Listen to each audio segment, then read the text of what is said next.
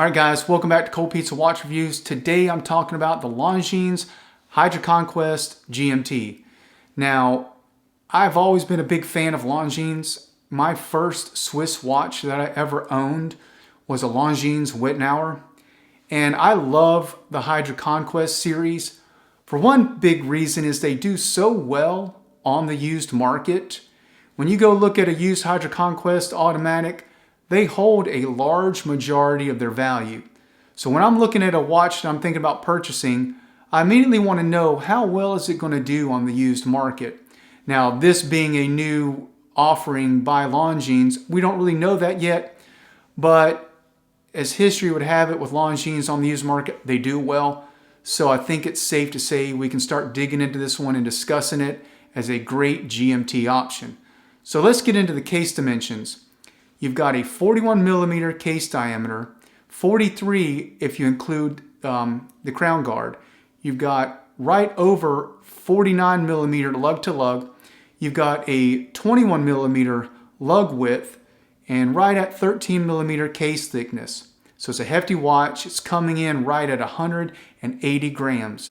Now, with that, you get a screw down crown, 120 click unidirectional bezel with a ceramic insert.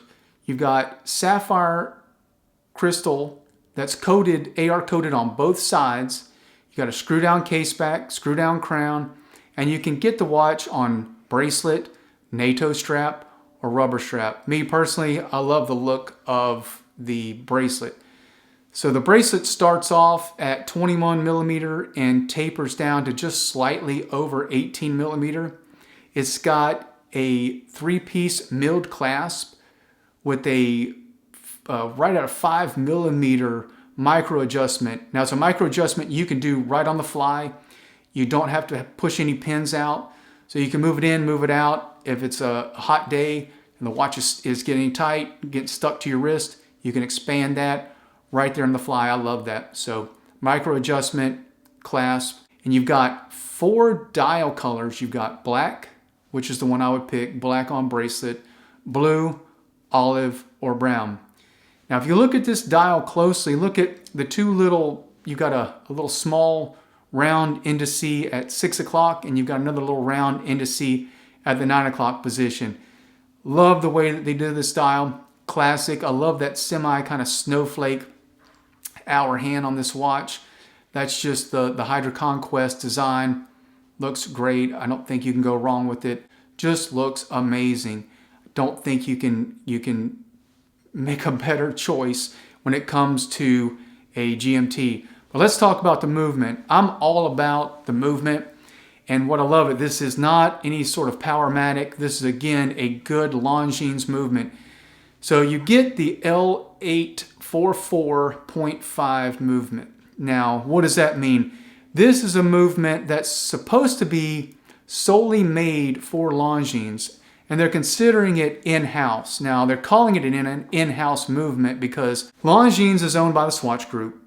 ETA is also owned by the Swatch Group. ETA makes this movement. So, somewhat, yes, it's in-house. But what I like about this is it's a true GMT movement, which means you have independent adjustment of that hour hand. So when you change time zones, you can leave the GMT where it's at, and you can change your home time back and forth without moving the minute hand. So that's a true GMT movement. Now, this isn't the one that was used in the Spirit Zulu time. Well, pretty much is, but the only difference is that one was chronometer grade, this one isn't. That's not an issue there. I don't need the chronometer grade certification with this watch. So you're getting the true GMT movement in this model. So let's say you're like, well, what else should I be looking at? You don't really like this Longines, or you just want to bounce it off of a few of the things that are out there. Well, here I'll tell you. Here's some alternatives, and I kind of like one of them, but you can look at the Baltic Aquascaf. That one runs right at 1,000. I think when you're looking at a true GMT, I would probably veer away from it, although it's not a bad looking watch. Look at what are you going to get for it on the used market. It's not one that I would be going for. There's one that I probably would be thinking about, and that's the Christopher Ward C65 Aquitaine GMT. That one comes in right around $1,700. Beautiful looking watch. That would be a contender if I'm looking at the Longines. I'd probably be looking Longines, Christopher Ward, and then you're probably, if you're watching this video, you're thinking about Tudor. Now you're going to take a big jump up from the Longines, which comes in at $2,775.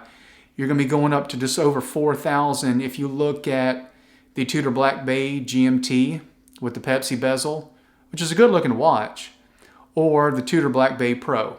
Those are two other GMTs that fall in this sub $5,000 bracket, but you're going to depreciate, I think, at a higher percentage rate with the Tudors than you would with the Longines. That's just my opinion. And their Tudors, you know, they've had quality control issues, which I've discussed before. So if it was my pick, going with the Longines. Second, coming in at a number 2 would be the Christopher Ward Aquitaine GMT. Those are the two that I would be debating if I'm in this market, this sub $5,000 GMT bracket. But that said, let me know, did I miss a GMT that you think we should be considering in all these? What are your thoughts on the Longines? Hey, leave your comments below. I'd love to hear it. And as always, I appreciate you tuning in to Cold Pizza Watch Reviews.